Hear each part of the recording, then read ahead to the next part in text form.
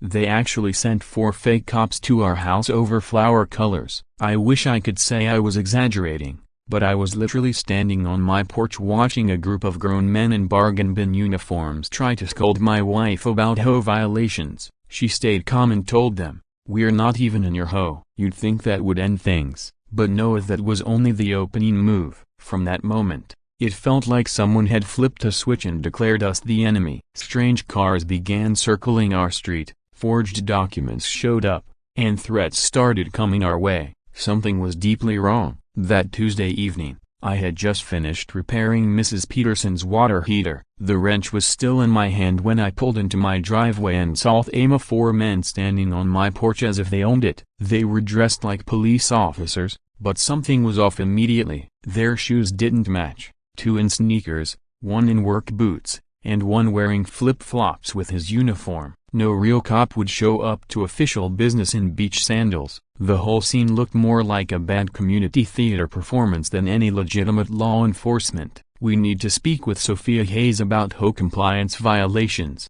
the tallest one announced as I stepped up to the porch. His badge looked brand new, gleaming like a carnival prize rather than a symbol of authority. I froze for a second, staring him down. What violation could my wife have possibly committed? The question came out sharper than I meant it to. But really, since when doesn't HOA need 4 officers to handle a compliance issue? My wife kept her garden neat, paid her bills, and followed the rules. The leader pulled out a folder full of freshly printed papers. No wear, no coffee stains, nothing to suggest they'd passed through any real office. They were so pristine they practically glowed under the porch light. He started reading in a rehearsed tone, claiming Sophia had signed an agreement during a boundary expansion. He even stumbled over the word boundary, like he'd never said it before. His eyes darted down to the pages as if he was afraid he'd forget his lines. That's when I noticed their radios. Real police radios are bulky and alive with chatter. These were cheap plastic toys,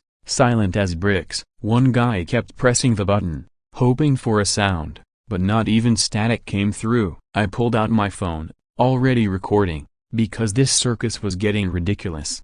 "Can you show me which document actually has my wife's signature?" I asked, knowing full well they couldn't. They exchanged nervous glances, proof enough that they weren't prepared for that question. Sophia appeared at the front door just then. She had been going through old papers at the kitchen table when the commotion started. Calm as ever, she looked at their documents, gave them a once-over, and lifted her eyes with the kind of expression that says, "I know something you don't." It's the same look she gives me when I lose my keys, only to find them sitting right on the counter. "We're not even in your HOA," she said flatly, like she was stating a fact as obvious as the sky being blue. I turned to her in shock, while the so-called officers started stumbling over their lines. "Ma'am, according to our records," the leader tried, but Sophia cut him off. "Your records are wrong. We never joined, never signed anything, and this property isn't under HOA control." Her voice was calm, but her words rattled them. I watched panic spread across their faces like they were standing on quicksand. That's when I started recording clearly,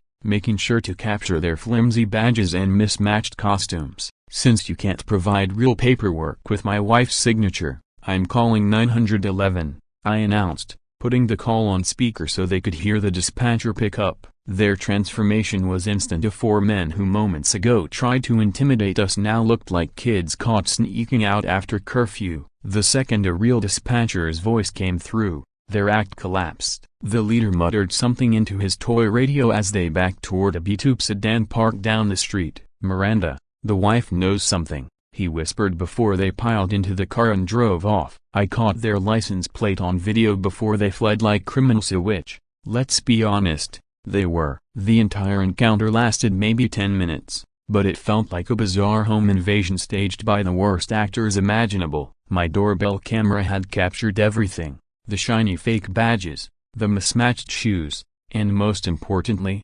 Sophia's calm denial that tied it all together. You could even see the fear in their eyes when she told them we weren't part of the HOA. That footage wasn't just evidence of harassment, it was proof of organized criminal activity. What I didn't yet understand was why they had targeted Sophia instead of me, or what she knew that terrified them so much. All I knew for sure was this was just the beginning of something much bigger than a misunderstanding. The very next morning, Miranda cross-escalated things. She'd been HOA president for 10 years, always carrying the clipboard like it was part of her arm. I used to think she was just overly strict, obsessed with rules. But after what happened, I started to see her differently. There was malice behind her obsession. Her gaze would sweep over people, landing on every tiny imperfection, like a predator sizing up its prey. I remember the way she looked at my roses, eyes narrowing before she said, "Still haven't trimmed those?" Regulations say nothing over 30 inches past the curb.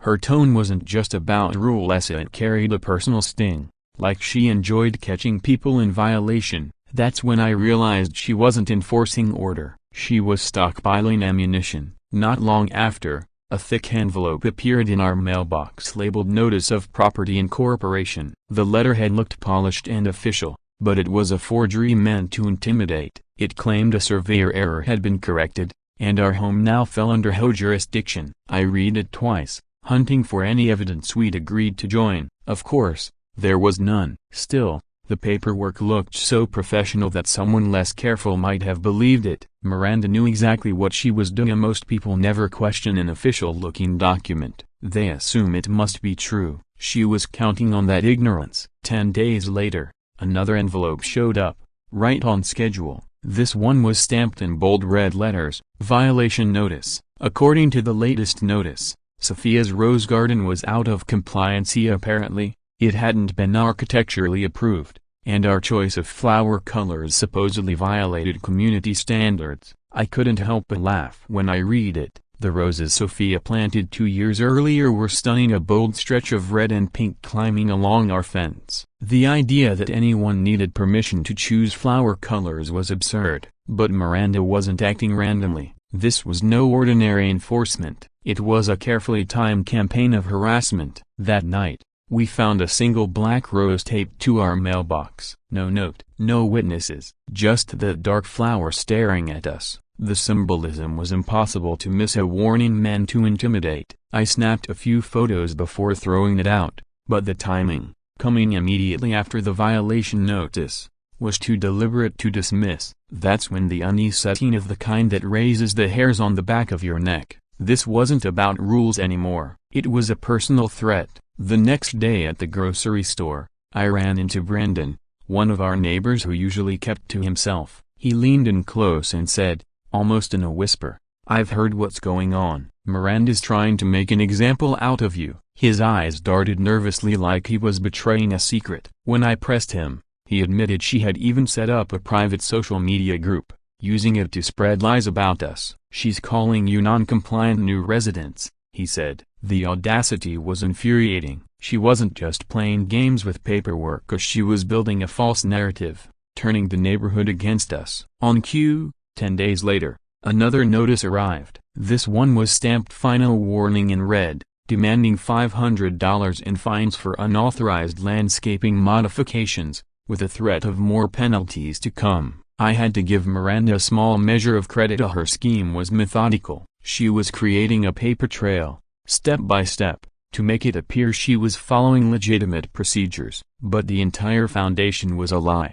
At this point, it was less about an HOA and more about extortion, dressed up in official language. On the 30th day, Miranda escalated again. She arrived at our doorstep with 3 others in tow, each carrying cameras and folders. She introduced herself like she expected us to salute and fall in line. "We're here to document violations before proceeding with enforcement," she declared. I watched as she directed her little crew to take photos of Sophia's garden as if they were building a case for a courtroom. "Mrs. Hayes needs to understand community standards," Miranda said, emphasizing my wife's name with a deliberate sting. This was about Sophia, specifically her. I pulled out my phone and began recording. The effect was immediate. Miranda's polished composure cracked. She kept glancing at my phone, her voice faltering. "Do you have permission to record this?"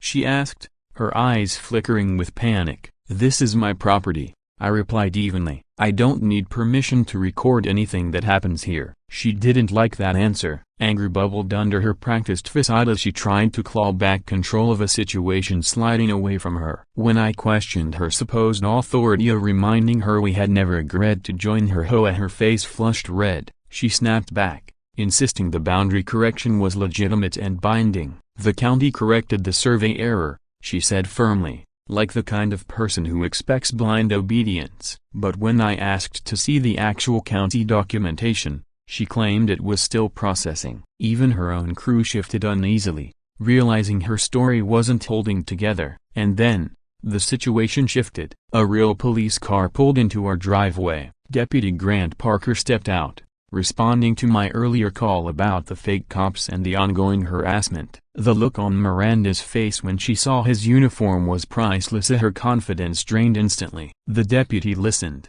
then reviewed the doorbell footage of the fake police incident. "This is a serious crime," he told me, loud enough for everyone to hear. "Impersonating law enforcement is a felony. We're treating this as an ongoing investigation." I caught Miranda's eyes widen as the weight of his words landed. Her little scheme had just crossed into territory where real authority was involved, and real authority doesn't tolerate being impersonated. The deputy photographed her violation notices and asked pointed questions. When she couldn't produce a single document showing we'd ever agreed to join the HOA, he pressed harder. "Ma'am, do you have legal authority to fine these homeowners?" he asked. His tone suggested he already knew the answer. Miranda started rambling, her words spilling faster, more desperate. But no matter what she claimed, she couldn't back it up with actual records. I could see her carefully built facade cracking under pressure. Her desperation became even clearer the following week. Suddenly, every household in the neighborhood received glossy folders containing what she called a corrected boundary survey. The timing was suspicious, almost frantic, like she was scrambling to reassert control after Deputy Parker's visit. The documents looked professional at first glance: maps, seals, formal language. But the moment I studied them, the flaws stood out. The fonts were inconsistent with real county records, mixing modern typefaces with supposedly decades-old documents. The seals looked copied and pasted, with different resolutions and obvious artifacts. And conveniently, the corrected boundaries included our property while excluding the homes of people Miranda never targeted. The odds of a real survey error being so selective? Zero. Sophia was the one who suggested we take the folder to the county recorder's office for verification. I thought it would be a quick formality to prove the fraud. Instead, it turned into a revelation. The clerk compared Miranda's maps with the originals. The county surveyor shook his head, almost laughing. "This is terrible Photoshop work," he said. "Look at the shadows on these seals, so completely inconsistent. And these boundary lines? They've got compression artifacts all around them." Miranda had tried her hand at document forgery, but she wasn't good at it. While I was arguing over the technical flaws, Sophia was quietly combing through old microfiche records in the corner. She has this uncanny ability to find the one overlooked detail that changes everything. "Come look at this," she whispered when she waved me over. She was holding a yellowed sheet of paper with handwritten notes in the margins. It was part of the original deed, 60 years old, and in neat cursive writing, it contained easement notes I had never seen before. I had never seen anything like it. Decades ago, Sophia's grandmother had granted an easement for the maintenance of a simple farm road back when the area was still farmland. That very path eventually became what's now known as Willowbrook Drive. In other words,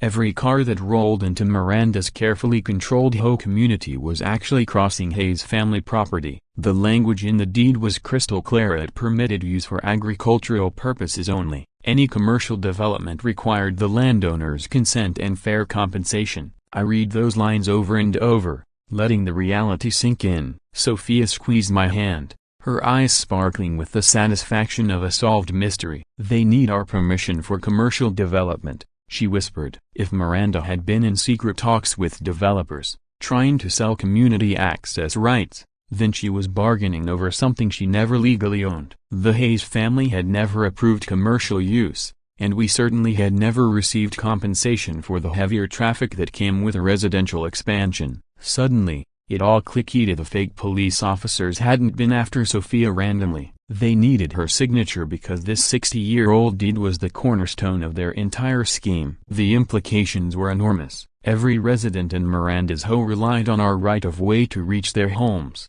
but the easement had been granted only for farmland. Residential use might have been debatable, but commercial development unquestionably required our consent. If Miranda was cutting deals with developers or handing out exclusive management rights, she'd been doing so without ever asking us, and now it was clear her whole plan depended on controlling access to a road that wasn't hers to sell. The county clerk made us copies of the deed and easement while Sophia and I tried to absorb what we'd uncovered. "You should talk to a property attorney about this," he advised. Recognizing just how serious this could be, unauthorized commercial use of an agricultural easement can lead to stiff penalties, especially if development or sales have already taken place. I thanked him, though my mind was still spinning at the idea that our family actually owned the road Miranda's entire neighborhood depended on. As we headed back to the car, Sophia admitted she had suspected something like this ever since the night the fake cops had brought up a boundary expansion. She'd been digging into property records since then, which explained why she'd stayed so calm during their visit. "When they came after me directly," she said, "I knew there was something about our land they didn't want me to find." Her sharp instincts impressed me, but they also reminded me of the danger. If Miranda was desperate enough to send imposters to our door, we were dealing with more than simple HOA drama. This wasn't random harassment, it had been a deliberate attempt to keep us from finding out the truth. On the drive home, we discussed options, but my mind kept circling back to one haunting question. If we controlled the easement to dozens of homes, what were we supposed to do with that knowledge? Cutting off access seemed extreme, but Miranda had already escalated to threats and impersonation. If she was willing to break laws just to maintain her power, what would she do now that we'd exposed her scheme? Her retaliation came faster than I expected. Within 2 days, she launched a neighborhood-wide smear campaign on social media. She created a private group called Maintaining Community Standards and invited every resident to accept us. I only found out about it because Brandon, one of our neighbors, mentioned it at the grocery store. Miranda was painting us as the problem, accusing us of creating legal headaches for everyone. The irony stung as she labeled us new residents, even though we had lived here longer than half the community. But her plan worked. People who once greeted us warmly now turned away in public. Mrs. Rodriguez, who used to wave from her garden, quickly retreated indoors whenever our car passed. The Johnsons stopped letting their kids play outside if we were nearby. It felt like we'd been branded with an invisible mark, shunned on the basis of Miranda's lies. As isolating as that was, Miranda didn't stop there. Just 3 days after launching her campaign, the fake cops reappeared, this time with a more convincing setup. They parked outside our home with tripods, clipboards, and fake equipment, staging what looked like an official surveillance operation. I noticed the same mismatched shoes and toy radios, but to the casual observer, they looked legitimate. They even questioned neighbors, asking about Sophia's attitude toward community rules and whether she was a repeat violator. From my window, I watched them interviewing Mrs. Chen, scribbling notes like they were building a criminal case. The whole act was staged to make Sophia look like she was under serious investigation, another ploy to turn the community against us. But this time, luck turned in our favor. Deputy Parker, the real officer assigned to the impersonation case, had already arranged a follow-up visit. When he arrived and saw the 3 costumed men conducting their phony surveillance, his reaction was swift and commanding. "Step away from the vehicle and keep your hands visible," he ordered, his voice carrying the unmistakable weight of real authority. The imposter's false confidence dissolved instantly. Parker called for backup while keeping them in check. Within minutes, patrol cars arrived, and suddenly our quiet street had transformed into a crime scene. Neighbors poured outside to watch as the men were cuffed and read their rights. Brandon Pierce, who usually avoided drama, stood on his porch slack-jawed. "I thought they were real cops this time too," he admitted later, which showed just how convincing their second act had been. "I wasn't sure whether to laugh or keep filming us, so I did both." My phone captured every angle as the imposters were hauled off, while our doorbell camera recorded automatically. Seeing 3 men in handcuffs loaded into real patrol cars sent a powerful message to the entire neighborhood. The same people who had avoided us like criminals were now watching the real criminals being taken away for targeting us. Almost overnight, Miranda's private group went silent. The same residents who had believed her stories were suddenly questioning what else she might have lied about. especially now that she was linked to police impersonators. But that public spectacle, while vindicating, created a whole new problem for us. Sophia's certainty finally wavered after everything that happened. Watching the flashing lights outside and our neighbors gathered on the street, she turned to me, her voice quieter than I'd ever heard it. "Are we the ones causing all this? Maybe we should just sign whatever they want and make it stop." It caught me off guard. Up until that moment, Sophia had been the steady Onya, the one who held firm during the fake officer's first visit, and who uncovered the truth in the county records. But now, seeing people dragged off in handcuffs because of Miranda's scheme was making her doubt herself. I couldn't blame her. It was overwhelming. Still, I reminded her gently, we hadn't broken any laws. The ones going to jail had chosen a deception and intimidation, not us. Yet her point lingered. If we had signed Miranda's paperwork from the start, none of this spectacle would have unfolded. But giving into forged contracts would have been just as wrong and dangerous. If we surrendered now, Miranda would only be encouraged to pull the same trick on someone else. Even so, hearing Sophia question our choices made me wonder whether we were in deeper than we ever expected. The arrests shifted the mood in the neighborhood. Miranda's smear campaign had crumbled, her fake police stunt had backfired spectacularly, and residents were beginning to see through the lies. Brandon, who had once stayed neutral, now filmed everything on his phone. I could see in his face that he was putting the pieces together. Miranda's narrative didn't match the reality unfolding in front of him, but that also meant Miranda was running out of moves, and desperate people make reckless choices. The proof came that same evening. Someone slipped a folded note under our front door. The handwriting was messy, shaky, almost frantic. The message was short but chilling. "The development contracts are worth millions. Back down or face consequences." It wasn't detailed enough to qualify as a direct crime, but the threat was unmistakable. Our discovery had rattled someone badly, and it was no longer just about petty hoe control, it was about money. Lots of it. That single sheet of paper told me Miranda wasn't acting alone anymore. Bigger forces had a stake in this, and our dusty old easement had become a critical piece of their plans. The following week, Miranda tried to flip the script with a legal ambush. Her attorney filed for an emergency restraining order, accusing us of obstructing HOA operations and jeopardizing community safety by refusing to obey neighborhood rules. Reading the filing,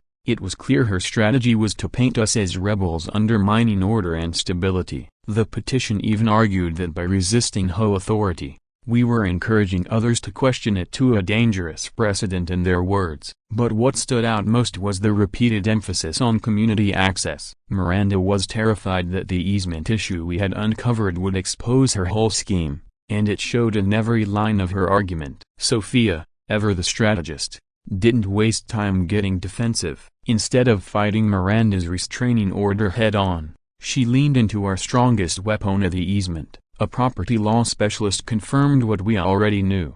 Our rights were solid. Any commercial use that stretched beyond agriculture required our permission, and Miranda's secret developer deals fell squarely into the category. So, Sophia filed for an official county inspection of the easement, citing safety concerns over unauthorized commercial use. The county approved the request and issued permit number 2024-1,847, a document no one could contest. With proper notice and paperwork, we had every right to proceed. Within days, a licensed contractor rolled in equipment and set up barriers across Willowbrook Drive. Bright signs went up on both ends. Private right-of-way, a temporary safety inspection, a county permit 2024-1,847. It was perfectly legal, airtight, and devastating. For the first time, the community felt the real weight of Miranda's lies. School buses couldn't get through, so parents had to walk their kids several blocks to an alternate pickup spot.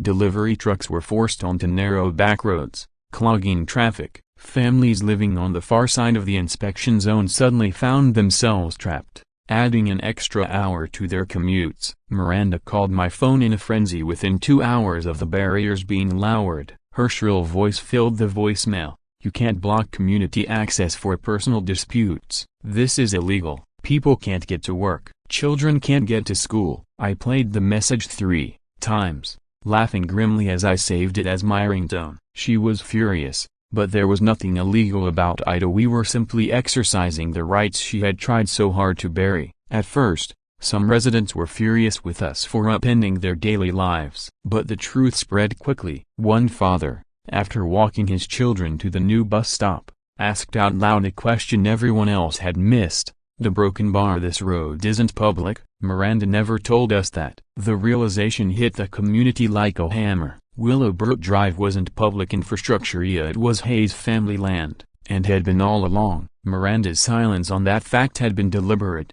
and now her credibility was unraveling. As the days passed, the inconvenience grew unbearable. Long traffic jams snaked through streets never designed for heavy flow. Packages piled up undelivered. Parents missed work, and emergency services were forced to reroute. Within a week, the entire neighborhood was suffering because their public road was anything but. Watching it unfold, I noticed a shift in Sophia. At night, she stared out the window as families trudged past our house with groceries in hand. "What if we're hurting the wrong people?" she asked softly. "These families didn't create this mess, Miranda did." Her compassion made sense. The people suffering most weren't the ones pulling the strings. Still, I reminded her backing down would only let Miranda keep exploiting others. It wasn't easy, though. For the first time, the fight was straining our marriage in ways Miranda's harassment never had. Sophia feared we were punishing innocent neighbors, while I believed we had to hold firm no matter the fallout. Neither of us was entirely wrong, but the tension was undeniable. Then came another note slipped under the door just like the first. Same shaky handwriting, same sense of panic. Again it mentioned the millions tied up in development contracts. Again it warned us to back down. By then, it was clear this had escalated far beyond neighborly disputes. The permit, the inspection, and the law were on our side, but the threats suggested someone with real money on the line was getting desperate. And desperate people are dangerous. The emergency court hearing was set 3 weeks later. The standoff gave both sides an opportunity to prepare their legal strategies. I expected Miranda to arrive with nothing more than HOA paperwork and perhaps a petition from a few neighbors. Instead, she entered with a lawyer at her side and a thick binder of documents, signaling she was treating this as far more than a routine property dispute. Her confidence had returned, carrying the same smug authority she'd shown in her violation notices. I couldn't help but wonder what she thought she had up her sleeve. The way she arranged her files and whispered instructions to her attorney made it clear this wasn't simply about tearing down our barricades. Her presentation was broad in scope, polished in appearance, but completely hollow in truth. She paraded forged boundary surveys that looked professionally crafted, fake HOA incorporation papers claiming our land had been legally absorbed into the association, and perhaps most damaging, false allegations that the Hayes family was illegally blocking a public road. To someone unfamiliar with the facts, the performance might have seemed convincing, but the judge wasn't easily swayed. "This document lacks official plat verification, Ms. Delaney," she remarked. "Without that, your argument is speculative." For the first time since I'd known her, Sophia looked uneasy. Still, the judge wasn't the type to be blinded by neat paperwork. She pressed for original county records, a demand Miranda could never satisfy with forged materials. Miranda's lawyer stumbled, offering weak excuses about administrative delays, but the judge's expression made it clear she wasn't buying it. Their case unraveled with every passing moment. When it was Sophia's turn, her calm and steady testimony was the perfect counterpoint. She carried original deeds and certified easement records straight from the county recorder's office. "Your Honor, these documents establish over 60 years of agricultural easement," she explained, her voice steady. "It's now being used commercially without the owner's consent. The defendant has used our family's right-of-way for community access without compensation and is attempting to sell those rights to developers." The impact was immediate. The judge carefully examined the deed and easement language, asking detailed questions about usage and restrictions. When Sophia clarified that Miranda's developer meetings amounted to unauthorized commercial activity, the judge's tone sharpened. The county surveyor's testimony sealed it. He explained that Miranda's maps contained technical impossibilities and that no boundary adjustments had ever been filed. His professional assessment stripped away the last shred of credibility Miranda's team had. During a recess, Brandon approached us holding a USB drive like it was a classified artifact. "This is better than TV," he said with a grin before handing it over. The files inside were explosive via internal HOA emails between Miranda and Grandview Development. The threads revealed payments disguised as consultation fees, secret deals for community management rights, and contracts that specifically listed our property as part of her plan. The courtroom gasped as the emails were read aloud. When confronted, Miranda shot up from her chair,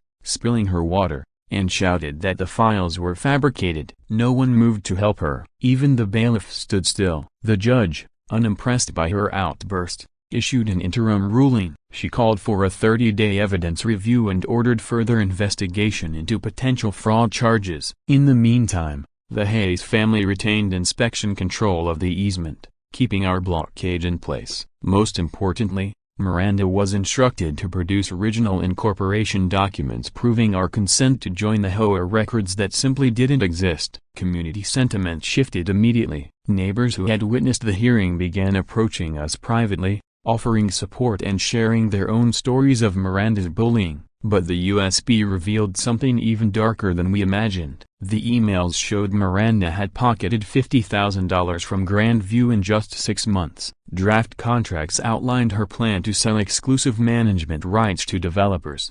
Despite having no legal claim to our land, meeting notes discussed removing non-compliant residents to clear the way for a luxury resort project. The photos on the drive painted a damning picture. Miranda at dinners with developers, signing draft agreements, and smiling over blueprints that included access roads she didn't own. She had promised full neighborhood compliance to Grandview, and our resistance exposed her lies. Brandon's secret recordings of home meetings captured her own words. "We need to demonstrate strict enforcement to show developers community standards are non-negotiable." It was undeniable proof that violation fines and harassment weren't about maintaining the neighborhood at all. They were a business tactic to deliver profits to outside investors. When Brandon's evidence was made public, the next home meeting erupted. Families filled the community center, furious as they realized their fines and fees had funded Miranda's schemes. Parents discovered their money had gone not into improvements but into developer deals. Elderly homeowners realized forced repainting wasn't about property upkeep, but about creating the uniformity demanded by investors. When Miranda tried to speak, her voice was drowned out by 30 families shouting for answers. Questions rained down. Where had their money gone? Why had she been paid by developers? Her attempts to shout community improvements fell flat. The crowd demanded a vote for her immediate removal. Pale and frantic, Miranda checked her phone before announcing her resignation. But her downfall didn't end there. The people wanted more than her departure. They wanted accountability. Miranda's resignation didn't erase the years of harassment she had engineered against innocent families. Resignation doesn't erase fraud. Someone shouted from the back, and the mood in the room shifted. The community wasn't just looking for a new president anymore. They wanted justice. Brandon stepped forward with printed copies of the developer emails, his voice steady as he read aloud. "The Hayes property presents the greatest obstacle to unified community management. We need creative solutions to force compliance or removal." A chilling silence swept across the crowd. The realization hit everyone at once. Their HOA president had plotted to drive families from their homes for the sake of outside developers. Even her loyal supporters turned on her, their faces hard with anger and betrayal. That was when Sophia finally spoke. She stood quietly at the back, still holding the same manila folder that had started this fight. "For 60 years, she said, her voice carrying across the room, our family allowed neighbors to cross our property without complaint. But when that goodwill was repaid with harassment, forged documents, and attempts to sell our rights to developers behind our backs, everything changed." I wanted to add to her words, but she squeezed my hand, letting the people decide for themselves what came next. Within hours, Grandview Development withdrew completely. Once news of forged documents and conspiracy became public, the developers cut all ties, issued statements distancing themselves, and abandoned their resort project overnight. Without their money, Miranda's scheme collapsed instantly. When court reconvened the following week, It was clear the judge had been digging deeper during the review period. Her sharp expression suggested she was ready to deliver a decisive blow. Miranda sat alone, abandoned by both her lawyer and her community after the truth about the developer payments surfaced. She had built everything on lies, and now she was about to face the consequences. The judge's ruling surpassed every expectation. After carefully reviewing the evidence, she declared, the defendant engaged in systematic fraud, conspiracy, and unauthorized commercial use of a private easement. She awarded us $40,000 for easement misuse, $25,000 for legal fees and harassment, and $15,000 in punitive damage as a total of $80,000. The look on Miranda's face was unforgettable. Her lips parted in shock as she realized the $50,000 she'd pocketed from developers wasn't even enough to cover what she now owed. The ruling also stripped the HOA of any authority over our property forever. Within 2 months, Miranda was forced to sell her home just to cover the judgment. The irony was brutal. In trying to take our land, she lost her own. HOA insurance wouldn't cover fraud, leaving her bankrupt and disgraced. The fake police officers were prosecuted for impersonating law enforcement, receiving probation and community service. Miranda herself now faced charges of fraud, conspiracy, and embezzlement. Even her attorney was referred for ethics violations for presenting forged evidence. The neighborhood wasted no time rebuilding. At a special meeting, the vote to remove Miranda from office was unanimous at 28-0. The interim board uncovered even more theft. She had funneled HOA funds into her personal accounts to bankroll her lifestyle. The community immediately slashed HOA powers, eliminating the petty regulations she had weaponized. Gone were the endless fines for gardens, paint colors, and flower beds. The new board issued a public apology to every family who had been targeted, including ours. While neighbors didn't line up to shake our hands, their silence carried weight. It was different now. The local paper ran the headline, HOA President's Fraud Exposed by Historic Property Deed. Even the HOA newsletter turned our ordeal into a lesson in failed leadership. Once our rights were formally recognized, the barricades came down. Traffic moved freely again, with a new sign at the entrance, private right-of-way courtesy of the Hayes family. Children played in the street without parents worrying about clipboards and violation notices. Brandon became a close friend, and backyard barbecues returned without fear of harassment. One evening, as I replaced our old mailbox and Sophia tended her roses, Brandon raised his beer and chuckled. Funny thing, Miranda spent all that time insisting we belonged to her HOA, and she never checked who actually owned the road she was standing on. Looking around at the peaceful neighborhood, I couldn't disagree. No more threats, no more schemes, just neighbors being neighbors. Sophia joined us, wiping soil from her hands. The same roses that had triggered Miranda's first violation notice now bloomed freely. We never wanted a fight, she said softly, but when someone tries to steal your rights, sometimes you have to stand your ground and show the truth. Weeks later, I watched movers empty Miranda's house. She emerged with a single box, glanced at us once, shook her head, and drove away for good. The woman who once controlled this community left with nothing but debt and disgrace. Even after she was gone, new frauds came to light: doctored deeds, fake consent forms, stolen maintenance fees. At least 15 families had been coerced through forgery, but the road she tried to claim remained exactly what it always had been, ours. Cars still passed through daily, but now everyone understood it was a privilege granted by our generosity and not a right to be sold. Sophia trimmed the roses one last time that season. Maybe next year, she said with a smile, we'll plant thorns too. In the end, revenge wasn't necessary. The truth, sunlight, and one deed were enough to bury every lie. The HOA never sent another notice. No patrols, no harassment, just silence, the kind that meant the fight was finally over. And then, one morning, the doorbell rang. I opened it cautiously,